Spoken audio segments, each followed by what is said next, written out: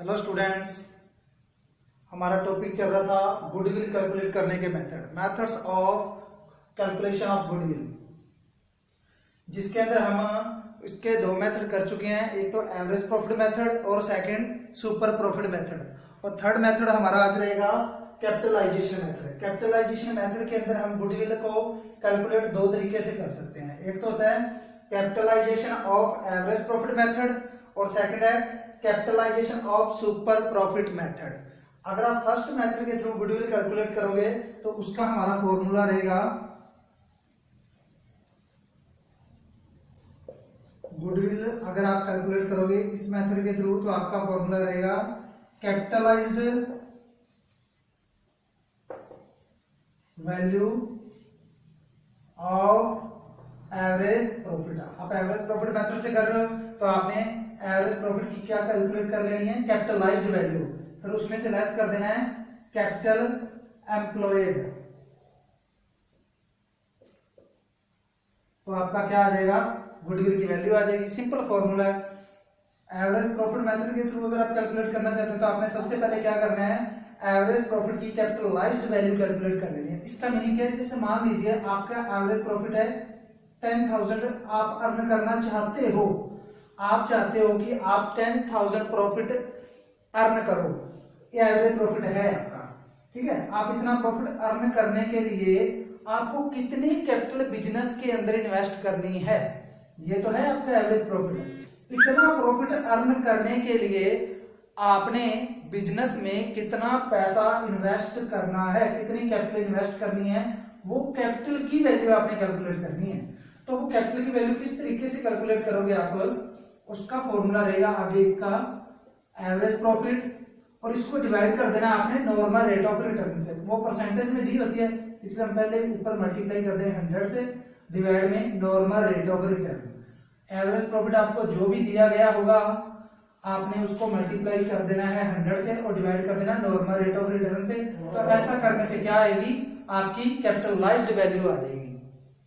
उस capitalised value में से फिर आपने क्या करना है, कैपिटल एम्प्लॉयड को लेस कर देना है, आपकी गुडविल कैलकुलेट हो जाएगी। कैपिटल एम्प्लॉयड के एक दो इसके नाम और हैं, जैसे हम कैपिटल एम्प्लॉयड को इन्वेस्टमेंट कह देते हैं, वो भी हमारी कैपिटल एम्प्लॉयड होती है। और दूसरा होता है एसेट्स में से अगर हम लायबिलिटीज लेस कर दें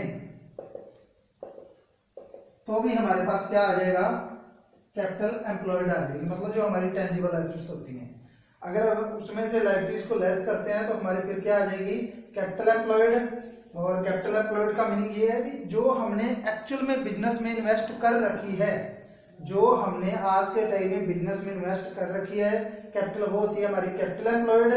और अब हम जो प्रॉफिट अर्न कर रहे हैं, हम जितना भी प्रॉफिट अर्न करना चाहें, मान लीजिए आप 20,000 प्रॉफिट अर्न करना चाहते हो या 50,000 प्रॉफिट अर्न करना चाहते हो, इतना प्रॉफिट अर्न करने के लिए आपको कितनी कैपिटल बिजनेस में लगानी होगी, वो होती है कैपिटलाइज्ड वैल्यू। तो उस कैपिटलाइज्ड वैल्यू में से जब आप कैपिटल एम्प्लॉयड लेस कर दोगे तो आपके पास क्या आ जाएगा, गुडविल की वैल्यू ऑटोमेटिकली आ जाएगी। सिंपल है, फॉर्मूला ही है इसके अंदर। और सेकंड मेथड के अंदर क्या होता है, अगर आप capitalisation of super profit method के थ्रू गुडविल कैलकुलेट करना चाहते हो तो इसका फॉर्मूला रहेगा आपका गुडविल कैलकुलेट करने का, गुडविल इज इक्वल टू आपने करना है सुपर प्रॉफिट मल्टीप्लाई 100 डिवाइड में normal rate of return. Simple है। इसके अंदर आपने क्या करना है, गुडविल इस मेथड के थ्रू कैलकुलेट करनी है तो फॉर्मूला रहेगा सुपर प्रॉफिट मल्टीप्लाई 100 डिवाइड में नॉर्मल रेट ऑफ रिटर्न। अब आपको पता है सुपर प्रॉफिट किस तरीके से कैलकुलेट किया जाता है, जो हमने पिछली वीडियोस में किया भी है। Super profit is equal to होता है average profit minus normal profit. Normal profit आपको पता ही है किस तरीके से कैलकुलेट करते हैं। नॉर्मल प्रॉफिट कैलकुलेट करने का हमारा फॉर्मूला रहता है capital employed multiply normal rate of return divide में 100। तो इस ऐसे हम नॉर्मल प्रॉफिट अर्न कर सकते हैं और उसकी वैल्यू कैलकुलेट कर सकते हैं, और एवरेज प्रॉफिट का हमें पता ही है। तो इसका मीनिंग क्या है इस क्वेश्चन को करने का, अगर आप सुपर प्रॉफिट अर्न करना चाहते हो, मीन्स आपके आपने जितना भी बिजनेस के अंदर पैसा लगाया है तो उसके थ्रू आपका नॉर्मल प्रॉफिट आ गया है, सही है, नॉर्मल प्रॉफिट है। मान लीजिए आपका नॉर्मल प्रॉफिट आ गया 10,000 और आपने 12,000 रुपए का एवरेज प्रॉफिट है, ठीक है, और आपका सुपर प्रॉफिट कितना आ गया 2,000। ये 2,000 का सुपर प्रॉफिट अर्न करने के लिए आपको बिजनेस में कितना पैसा लगाना होगा वो हमने वैल्यू कैलकुलेट करनी है, जिसको हम कैपिटलाइज्ड कहते हैं। देखिए अब आपका सुपर प्रॉफिट कितना आया 2,000 ना, तो आपने इस फॉर्मूले के अकॉर्डिंग 2,000 यहाँ पे वैल्यू पुट करनी है, 100 से मल्टीप्लाई कर देना है। आपको नॉर्मल रेट ऑफ रिटर्न मान लीजिए 10% है, तो आप इस तरीके से आपके पास क्या आ जाएगी सुपर प्रॉफिट, मतलब 2,000 रुपीज का सुपर प्रॉफिट अर्न करने के लिए आपको इतनी कैपिटल बिजनेस में और लगानी होगी, ठीक है। आपने इतनी तो स्टार्टिंग में लगाई रखी थी, मतलब जितनी हमारी कैपिटल एम्प्लॉयड होती है वो हमने एक्चुअल में बिजनेस में लगा रखी है, ठीक है। तो फॉर्मूला है, ज्यादा नहीं सोचना, सिंपल है। कैपिटलाइज्ड वैल्यू और capitalisation of super profit method के अंदर आप गुडविल कैलकुलेट करना चाहते हो तो फॉर्मूला पुट करना, सुपर प्रॉफिट मल्टीप्लाई 100 और डिवाइड में आ जाएगा आपका normal rate of return. Super profit हमने पीछे किया है, किस तरीके से कैलकुलेट करते हैं, average profit minus normal profit, ठीक है।